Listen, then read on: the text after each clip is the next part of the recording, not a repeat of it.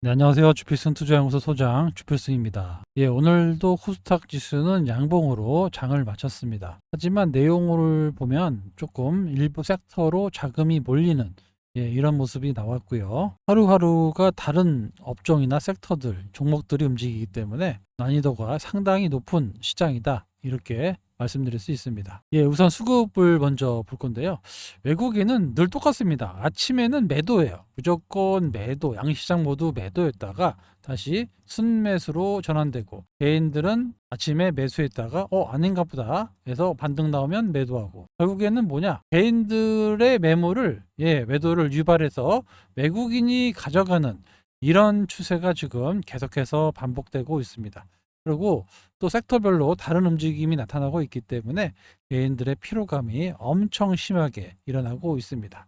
여기에다가 또 양도세 문제, 또 이번 주에 나올지 좀 지켜봐야 될 것 같은데, 이런 부분이 이제 시장의 투자 심리를 상당히 좀 어지럽고, 좀 뭐랄까요, 불안한 그런 모습을 개인 투자가들이 나타내면서 이렇게 양시장 모두 매도를 보여주고 있습니다. 하지만 외국인은 흔들어 가면서 또 꾸준히 매수하는 그런 모습을 보여주고 있고, 투신도 특히 또 기관도 어떻게 지금 매매를 하는지 뭐라 그럴까요? 앞뒤가 다른, 매일매일 다릅니다. 살 때 있고 팔 때 있고, 이러기 때문에 좀 갈팡질팡하는 그런 시각이 좀 많이 나오고 있습니다. 오늘 2차전지 섹터들이 전반적으로 상승이 좀 크게 나왔는데, 재료는 이겁니다. CATL의 세계 생산량 3위인데 리튬 공장을 약 3개월 동안 3개월 동안 가동하지 않겠다. 리튬 가격이 시간에서 그냥 상한가를 가버렸죠. 이렇게 상한가를 가는 모습이 나왔습니다. 얼마 전에도 상한가 갔다가 또 하한가 갔다가 이러면서 좀 변동성이 컸는데, 다시 오늘 완전히 뭐 3개월 동안 거래를 안 할 걸로, 생산을 안 할 걸로 얘기가 나오기 때문에 요거는 좀 뚫고 나갈 것 같아요. 그래서 오늘 리튬 관련주들이 전체적으로 시장을 주도하면서 오랜만에 2차전지 쪽으로 외국인과 기관의 매수가 많이 유입됐습니다. 에코프로 BM도 오늘 7.9 외국인 기관 동시 매수였고요. 포스코 피초엠 오랜만에 좀 움직임이 좀 나왔고, 그 밖에 뭐 LNF라든가 전체적으로 좀 반등이 좀 세게 나왔습니다. 조금 이제 가벼운 것들은 이제 하이드로 리튬이나 리튬 포스 이런 것들이 좀 세게 붙었는데, 이런 현상이 좀 더 지속될지는 좀 더 지켜봐야 하겠습니다. 아무튼 수급적으로는 오늘 아까 말씀드린 대로 외국인 기관 매수가 유입됐는데 주로 2차 전지 쪽으로 몰렸다, 이렇게 보실 수 있습니다. 결국에 오늘 시장을 요약해 보자면 리튬 관련주들이 상승을 했고, 그 밖에 원전 관련주도 올랐죠. 두산에너빌리티하고 한전기술, 베트남 원전 협약 관련해서 올랐습니다. 전선 관련돼도 올렸는데요. 통신 케이블 해저 케이블을 제한하겠다는 뉴스가 나오면서 통신 관련 전선주들이 좀 상승하는 모습이었고, 아무래도 오늘 상승은 거의 2차 전지가 주도했다, 이렇게 보실 수 있습니다. 하지만 상대적으로 한쪽 섹터가 상승하면 한쪽 섹터는 좀 떨어지는 이런 모습이 최근 시장에 많이 나타나고 있는데, 오늘 제약바이오 섹터들이 조금 조정을 좀 받는 모습이었고, 특히 이제 알테오젠 같은 경우는 최근에 노무라 쪽에 계속 매물이 나오고 있습니다. 꽤 많이 나왔어요. 거의 20만 주 넘게 나오고 있는데, 이거 언제 끝날지 좀 더 지켜봐야 되겠지만, 저번 주에 거의 마무리될 것처럼 나왔는데 추가적으로 또 나와요. 차익 실현 매물인지 아니면 어느 정도 누르고 또 재매수가 이어질지는 좀 더 지켜봐야 되겠지만, 아무튼 최근 들어서 노무라 증권 창구의 매도가 수급적으로 상당히 좀 불리하게 만들고 있다. 또 기계적으로 또 프로그램 매도로 하거든요. 보통 보면 아침에는 좀 이렇게 한 뭐 1000주 이상의 뭐 물량이 나오면서 조금 밀려요. 밀린 다음에 그 다음부터는 프로그램으로 시그널로 이렇게 매도가 나오거든요. 그러니까 상승을 인위적으로 좀 방해하는 이런 모습이 나온 겁니다. 그래서 이게 뭐 공매도와 연계됐다 뭐 이렇게까지는 말씀 못 드리겠는데, 아무튼 좀 차익 실현 매물이 좀 많이 나오는 것 같은데, 또 이거를 또 꾸준히 또 개인들이나 일부 기관이 조금씩 매수하고 있습니다. 개인은 뭐 상당히 적극적으로 매수하고 있고요. 금융투자라든가 연기금 뭐 좀 적극적으로 매수하고 있지는 않는데, 조금 관망하는 그런 모습이 나타나고 있습니다. 아무튼 상당히 개인들이 적극적으로 매매를 하고 있다라는 겁니다. 왜냐하면 뭐 하반기에 많은 재료를 가지고 있고 이런 부분이 결국에는 주가 상승에 연결될 것이다라는 걸 알고 있기 때문에, 그래서 이런 이벤트를 앞두고 조정받을 때 개인들의 매수가 꾸준하게 유입되고 있습니다. 하지만 수급적으로 제가 늘 말씀드리는 부분이 있어요. 개인이 매수하는 시장은 안 좋다, 떨어진다라고 말씀드렸고, 외국인과 기관이 매수하는 이런 수급이 나와야 주가가 올라간다라고 말씀을 드렸습니다. 그래서 수급적으로 개인들이 꾸준하게 매수하는 거는 이제 지수 방어를 해서 좋긴 좋은데, 이렇게 해가지고는 주가가 올라가지 못합니다. 결국에는 외국인의 쇼커버라든가 기관의 매수가 유입이 돼야지 상승이 나올 수 있습니다. 하지만 이 시간이 얼마 남지 않았다는 거, 이런 것들 때문에 이 외국인 기관의 매도는 그렇게 오래 가지는 못할 것이다, 이렇게 보고, 역시 개인들의 매수도 오래 가지 못합니다. 왜냐하면 개인들은 올라가면 매도를 하기 때문에 지금은 매수하고 있지만, 만약에 외국인이나 기관이 수급이 바뀌잖아요.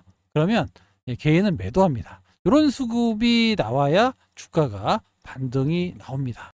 좀 그러면 개미를 자꾸 이렇게 개미라고 하는 단어도 그렇지만 개인을 자꾸 비하하는 거 아니냐라고 하는데, 어쩔 수가 없어요. 시가총액이 이렇게 높은 주식은 개인들이 사가지고는 절대 올라갈 수가 없습니다. 오늘 뭐 두산 엔더빌티 보셔서 아시잖아요. 프로그램으로 뭐 100만 주, 200만 주 사야 외국인이 사야 올라가는 거지, 개인들이 그렇게 샀다고 올라가지는 않거든요. 그래서 아무튼 이런 뭐 기대감이 아직은 주가에 반영됐다라고 볼 수가 없어요. 그래서 이런 부분이 가시화되면 될수록 주가는 결국에는 올라갈 건데, 문제는 이제 상장을 움직이려면 수급이 문제잖아요. 수급이 개인이 매수하는 시장보다는 개인이 이렇게 매도하고 외국인이나 기관 매수하는 이런 수급으로 변경돼야 지금의 하락에서 반등이 나오는 이런 모습이 나올 수 있다라는 겁니다. 아시겠죠? 최근 들어서 여기 올라갈 때도 마찬가지예요. 여기 올라갈 때도 개인은 매도하고 외국인이나 기관이 매수해서 반등이 나왔고, 지금은 반대의 수급이 나오니까 떨어지는 겁니다. 그래서 되게 단순해요. 지금은 이렇게 추세적으로 보면 뭐 나쁘진 않습니다. 이렇게 해서 사이클을 만들고, 지금은 이제 노무라 증권에서 매도가 많이 나오곤 있는데, 사이클상으로는 저점 찍었단 말이에요. 사이클상으로. 그래서 만약에 주식이 이런 사이클로 움직인다, 이렇게 사이클이 있잖아요. 사이클로 움직인다면 지금이 거의 저점 부분인 거죠. 그래서 조금 수급이 변해서 반등이 나오는지 요거를 여러분들이 주목해 보셔야 된다라는 겁니다. 이번 주는 14일 날 이제 마감이 되고, 벌써 이제 오늘 끝났으니까 12, 13, 3일 남았는데, 15일 날은 또 여기 광복절 쉬기, 이번에 특사도 좀 나왔는데 쉬기 때문에 실제 거래는 3거래밖에 없습니다. 그런데 이 12일 날 엄청 중요한 이벤트가 있죠. 우리나라 시각으로 밤 9시 한 30분 정도 돼요. 이때 CPI가 발표됩니다. CPI, 소비자 물가 지수가 발표가 되는데, 이거에 따라서 9월 달에 금리를 인하할 거냐 말 거냐가 또 결정이 돼요. 그래서 내일 9시 반에 나타나는 CPI 이 지표가 상당히 중요합니다. 그래서 만약에 CPI 지수가 뭐 지난번에 2.9 나왔는데 이번에 3.0을 예상하고 있거든요. 근데 뭐 3.0 이하로 나왔다, 그러면은 추가적으로 금리 인하가 거의 확실시되는 이런 분위기가 될 거고, 예상은 3.0 정도 예상을 하고 있고요. 어떻게 될지는 뚜껑을 열어봐야 되겠습니다. 내일까지는 좀 관망세가 좀 더 나오지 않을까 예상이 되고, 그 이후로는 만약에 CPI 발표 이후에 미국 증시가 올랐다라고 하면 노무라가 아무리 팔아도 주가 올라갑니다. 아시겠죠? 여기 지금 사이클상으로는 저점이 닿기 때문에 반등을 자꾸 시도하려고 하고 있는데, 이 노무라 때문에 동시효과 때문에 보셨죠? 플러스 1,000원에서 밀어가지고 보합이 끝나잖아요. 그러니까 이런 부분이 좀 노브라가 계속 매도를 했기 때문에 이런 모습이 나오는데, 이 CPI로 미국 증시 나스닥이 올라갔다라고 하면 노무라가 아무리 때려도 주가가 올라가요. 예. 그래서 오늘, 내일 정도가 거의 노무라가 영향을 주는 거고, 그 이후로는 노무라가 매도해도 주가는 올라간다, 이렇게 말씀드릴 수 있습니다. 그래서 물론 이제 CPI를 좀 봐야 되겠지만, CPI 결과에 따라서 큰 변곡점이 나타날 수 있다는 거 여러분들이 꼭 기억하시기 바랍니다. 예, 요거는 4시 17분에 나온 거예요. 그래서 대주주 양도세 기준을 유지하겠다라고 해서 정부에 일단 공식적으로 전달을 했습니다. 아직 이제 정부에서는 좀 아직 안 나오긴 했지만, 아무튼 뭐 민주당에서는 대주주 기준을 현행 50억을 유지해야 된다라는 입장을 정부에 밝혔다고 합니다. 예, 계속해서 나왔고, 정부의 복수안을 제시하지 않았다고 얘기합니다. 그러니까 이건 유지할 거냐 말 거냐, 예, 요거 딱 두 가지밖에 없다라는 거고요. 그러니까 정부에서도 지금 약간 이견이 좀 필요하다라는 결론 때문에, 그래서 뭐 조금 논의하겠다라고 했지만 결국에는 요것도 14일, 14일 전에는 마무리돼야 되기 때문에 이 부분이 또 시장에는 하나의 불확실성이 해소되는 이런 부분이 반영될 수 있다, 이렇게 볼 수 있습니다. 하여튼 뭐 민주당에서는 유지하자, 이렇게 얘기가 된 것 같아요. 예, 그죠. CPI, 요게 이제 아무래도 여기서 이제 보시다시피 CPI가 계속 조정을 보였어요. 최고 이제 2%대까지 떨어졌다가 살짝 반등이 나왔는데, 자꾸 뭐 스태그플레이션 우려다 뭐 이렇게 얘기가 나오고 있는데, 여기서 스태그플레이션이 바로 나오기는 뭐 이게 이제 관세 때문이다, 이제 이렇게 주장하는 사람들이 많은데, WTI를 비롯해서 국제유가가 지금 많이 떨어졌잖아요. 그래서 이런 부분은 어느 정도 감세가 이제 관세 때문에 반영되기는 아직은 시간이 있기 때문에 아직 스태그플레이션이다라고 말씀드릴 수가 없습니다. 이번에 저 고용 지표가 상당히 중요했는데, 고용 지표가 5월달, 6월달 14만 원에서 19,000으로 떨어졌죠. 6월달도 13,000인가요? 14,000으로 떨어졌고, 요것 때문에 이제 고용이 이제 안 좋았다는 얘기는 경기가 그만큼 안 좋았다는 얘기잖아요. 경기가 안 좋은데 물가가 올라간다, 그러면은 이제 대표적인 게 이제 스태그플레이션이라고 얘기를 하잖아요. 경기 침체 상황에서 물가 상승이 가장 안 좋은 이런 상황이기 때문에 금리 인하도 못하고 뭐 이러지도 저러지도 못하는 이런 상황이 된다라고 해서 좀 이렇게 부정론자들이 자주 표현하는 것이 바로 스태그플레이션입니다. 아무튼 관세 때문에 바로 영향을 주기는 않을 겁니다. 왜냐하면 트럼프가 혼자 하는 게 아니고 그 트럼프 참모들이 있잖아요. 경제 참모들이 다 알고 있어요. 그래서 유가를 잡잖아요. 국제 유가를. 근데 국제 유가가 차지하는 이 CPI에 차지하는 비중이 엄청 높습니다. 그래서 유가하고 부동산만 잡아도 이 CPI가 잘 안 올라가요. 이런 점을 잘 알고 있기 때문에 중동 전쟁에 왜 이렇게 참전하겠습니까? 유가 올리면 죽인다. 유가 올리지 마라. 계속 그러고 있잖아요. 증산해라. 오펙 플러스에도 증산해라. 하는 이유가 다 요 CPI 때문에, 요거 한번 틀어지면은 뭐 하반기 금리나 물 건너 가거든요. 이런 거 다 알고 있습니다. 우리가 뭐 아무리 뉴스에서 떠들어도 미국의 그 어떤 그 나라를 움직이는 세력이라 그럴까요? 그런 사람들이 다 알고 있어요. 우리보다도 훨씬 더 똑똑한 사람들이고, 금리라는 뭐 트럼프의 그 입을 통한 거지 다 그들의 계획에 있는 겁니다. 결국에는 금리 인하는 기정사실로 보시는 게 맞아요. 어떤 이유로 이제 뭐 조금 제동이 걸리는 정도지, 이번 연준위원도 이번에 뭐 3명이 다 트럼프와 연계되어 있는 사람들이고, 차기 연준 의장까지 이제 곧 뽑겠다라고 얘기를 하고 있잖아요. 그래서 결국에 시간이 문제지 금리 인하는 기정사실이라고 보시면 됩니다. 결국에는 금리는 9월부터 시작될 것 같은데, 9월부터 시작해서 내년까지 이어지는 이런 하락 사이클이 시작됐습니다. 그래서 이거와 관련되어 있는 그런 종목들, 그런 섹터들이 움직여요.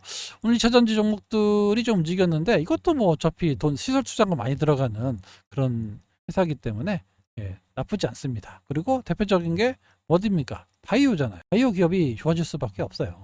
헬스케어 업종이 정말 역사적 최저점에 있습니다. 그래서 금리나 사이클이 나온다면 수익률 게임이 나오기 때문에 헬스케어 업종이 조금만 올라도 우리나라의 전체적으로 바이오 섹터들이 올라갈 거고, 지금 뭐 기술주부터 AI 관련주, 팔런티어부터 많은 종목들이 정말 말도 안 되는 가격까지 올라왔어요. 물론 이제 금리 인하 때문에 그런 빅테크 기업들이 더 올라간다 라는 것도 뭐 어차피 유동성이 늘어나니까 가는 놈이 더 가는 것도 맞습니다만은, 헬스케어처럼 대표적인 금리 인하 수혜 기업들이 올라가는 게 어쩌면 더 자연스럽습니다. 그래서 우리나라 섹터들도 결국에는 하반기에는 금리 인하와 관련돼서 제약바이오 섹터, 헬스케어 업종들이 올라갈 수 있다. 이렇게 제가 계속해서 말씀드리고 있어요. 예, 알테오젠 뿐만 아니라 이 밖에 많은 종목들이 있습니다. 예, 8월달, 9월달, 10월달, 연말 계속 이벤트가 있어요. 이런 거, 그리고 학회도 있고 내년 1월까지 이어지는 헬스케어와 관련된 그런 이벤트들이 상존해 있다라는 거, 그런 부분이 본격적으로 CPI 이후에 반영이 된다라는 겁니다. 그래서 내일이 이제 거의 좀 지지부진한 이제 마지막이고, 그 이후에 CPI 결과에 따라서, 물론 CPI도 안 좋으면 좀 영향을 받겠죠. 뭐 이거는 뭐 헬스케어뿐만 아니라 전체적으로 영향을 받을 겁니다. 하지만 최근 분위기로 봤을 때는 그 나빠 보이진 않아요. 시간이 가면 갈수록 알테오젠의 시간이 오고 있다라는 거, 시간이 좀 걸릴 뿐이지 결국에는 이런 것들이 주가에 반영된다라는 거, 코스피 이전에 대한 것도 반영이 된다라는 거, 이런 것들을 이렇게 변동성에 여러분들이 기죽으실 필요가 전혀 없다라고 말씀드릴 수 있고요. 또 이렇게 헬스케어가 가면 또 다른 종목들 저희가 매수하고 있잖아요. 그래서 그런 것들도 좀 안정적으로 크게 올라갈 수 있는, 또 가볍기 때문에 분위기만 타면 그런 것들은 좀 세게 올라갑니다. 이렇게 슈팅이 크게 나올 수 있어요. 그래서 그런 종목들도 좀 가지고 가시고, 그러면 뭐 저 생각에는 연말까지 무난하게 좀 좋은 수익이 나오지 않겠느냐, 이렇게 보고 있습니다. 아시겠죠? 이제 내일 밤 CPI 결과를 보고 그리고 또 판단을 해야 되고요. 내일까지는 좀 관망합니다. 이번 CPI만 잘 넘어가면 곧 금리 인하 사이클이 반영이 될 거고, 어닝 시즌이 끝나요. 그죠? 이번 주로 실적 발표와 관련된 게 오늘 화장품들 많이 빠졌던데, 어닝과 관련된 이제 내용은 더 이상 나오지 않습니다. 이번 주가 마무리고, 알테오젠이 이제 빠르면 내일 정도 나오는 걸로 알고 있어요. 실적은 그렇게 시장에서 기대하는 게 별로 없습니다. 추가적으로 기대하는 게 없기 때문에 발표된다라고 해서 뭐 숫자만 보고 놀래가지고 파는 이벤트 잠깐 나올 수 있어요. 하지만 다시 이렇게 복귀하는 이런 수준이 나올 가능성이 높으니까요. 너무 걱정하지 마시고, 혹시 알테오젠은 지금 당장의 실적으로 움직이는 주식이 아닙니다. 아시겠지만 9월 10월에 있을 키트루다 SC 판매에 따른 로열티 수입, 내년에 있을 로열티 수입, 이런 것들이 주가에 반영되는 거지, 당장 실적이 뭐 좀 어눌하다 이런 걸로 움직이는 주식이 아니에요. 만약에 그렇게 뭐 좀 빠졌다 그러면은 뭐 대기 매수세 상당히 많이 들어올 걸로 보입니다. 아시겠죠? 너무 걱정하지 마시고 앞으로 있을 이벤트에 집중하면서 천천히 잘 따라와 주시기 바랍니다. 지금까지 주필승이었습니다. 감사합니다.